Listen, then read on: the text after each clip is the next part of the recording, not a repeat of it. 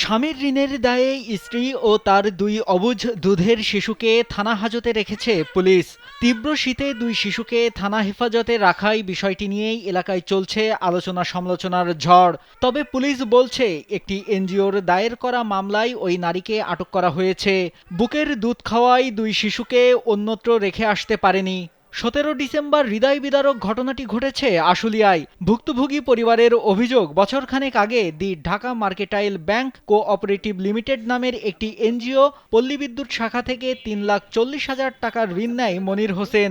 ঋণের 2,40,000 টাকা পরিশোধ করলেও প্রায় 1 লাখ টাকা পরিশোধ করতে পারেননি।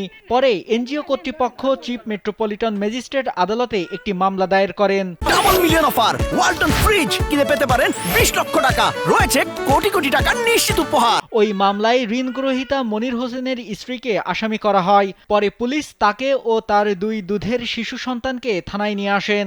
মনির হোসেন বলেন, ঋণ গ্রহীতা সে, তার স্ত্রীর নামে মামলা হয় কি করে তা তিনি জানেন না। রাত্রে 10:30টার সময় যায় পুলিশ আমার ওয়াইফ এবং বাচ্চা দুইটাই বুকের দুধ খায়।